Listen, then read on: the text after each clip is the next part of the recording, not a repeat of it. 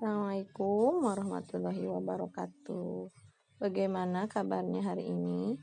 Ketemu dengan Ibu dalam pelajaran Bahasa Indonesia.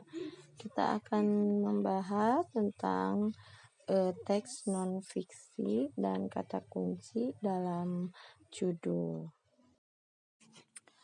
Teks non-fiksi. Teks non-fiksi telah kita bahas di tema yang 6 ya, kalau nggak salah ada. Nah, sekarang kita akan bahas lagi tentang teks non-fiksi. Itu berisikan informasi tentang kejadian yang benar-benar terjadi. Berarti non-fiksi. Non itu berarti tidak, fiksi itu hayalan. Jadi bukan hayalan, tapi kejadian nyata. Teks non-fiksi dapat berupa ilmu pengetahuan atau biografi. Biografi itu silsilah kehidupan seseorang ya. Teks non-fiksi memiliki ciri-ciri. Ciri-ciri 1. Bahasa yang digunakannya bahasa formal, menggunakan bahasa yang baik dan benar menurut kaidah ejaan bahasa Indonesia. Yang kedua, menggunakan kata denotatif. Denotatif itu kata yang bermakna aslinya atau kata sebenarnya. Contohnya begini, gadis. Nah, itu denotatif. Kalau konotatifnya kembang desa. Nah, dalam teks non-fiksi tidak menggunakan kata konotatif tetapi menggunakan denotatif. Matahari. Nah, itu matahari itu denotatif. Konotatifnya apa? Raja siang. Nah, itu ya. Itu yang dimaksud kata denotatif. Jadi kata yang bermakna sebenarnya atau aslinya ya. Yang ketiga, memuat fakta atau bukti atau kejadian yang benar-benar terjadi. Nomor 4, ciri yang keempat, berbentuk tulisan ilmiah populer ya. Ilmiah itu berdasarkan ilmu, teori-teori, pendapat-pendapat. Nah, itu ya. Yang kelima, menyajikan penemuan baru atau menyempurnakan penemuan yang sudah ada. Contoh teks non-fiksi dapat dijumpai pada opini, jurnal, skripsi, tesis, disertasi, buku pelajaran, ensiklopedia, pidato, artikel, dan buku pedoman.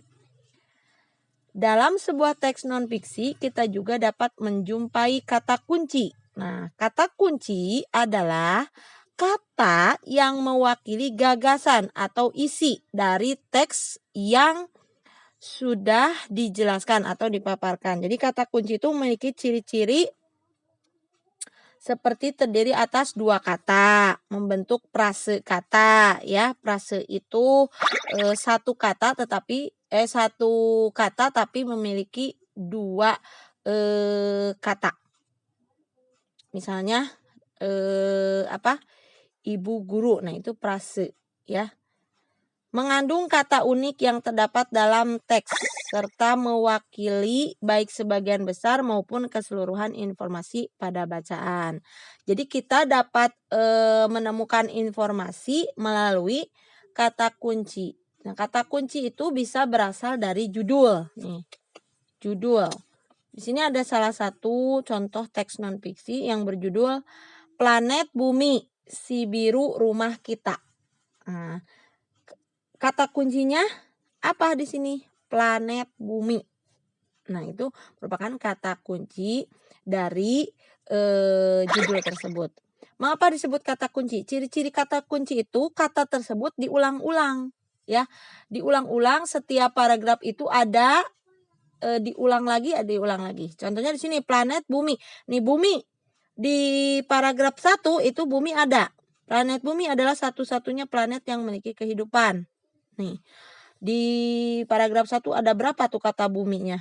Nah, berarti kata yang diulang itu disebut kata kunci. Di paragraf 1 bumi itu ada berapa tuh? 1.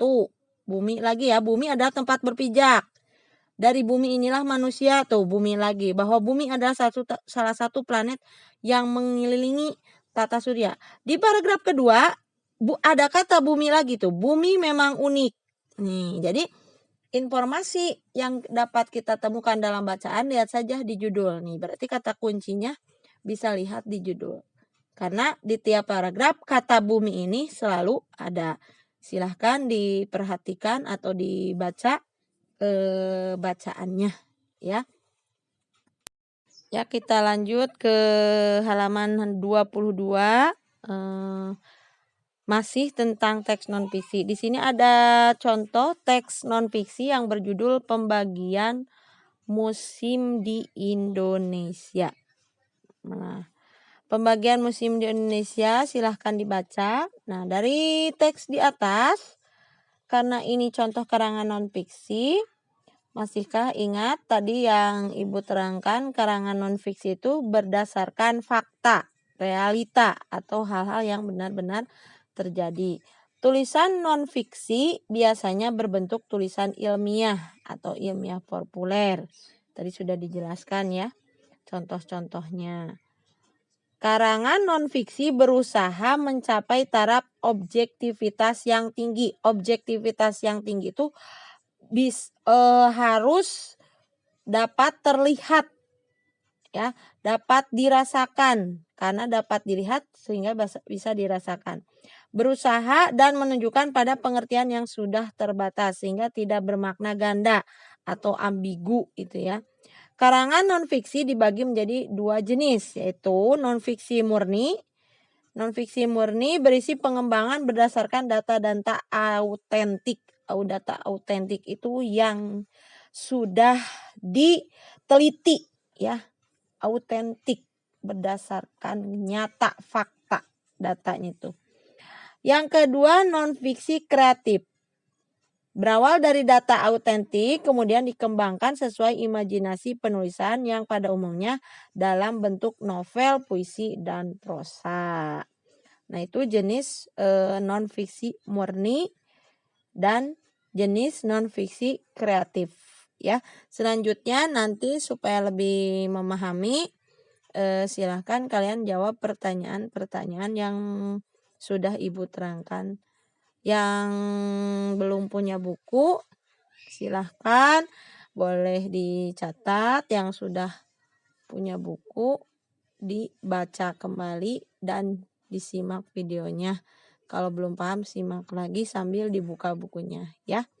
Kerjakan nanti tugasnya bahasa Indonesia halaman 30 ya. Silahkan kerjakan di situ kalau tidak cukup pakai kertas. Yang belum punya buku ya wayahna kedah ridho lillahi ta'ala, karena untuk belajar juga ditulis dengan soalnya yang lengkap. Ibu tunggu ya hasil kerja kalian.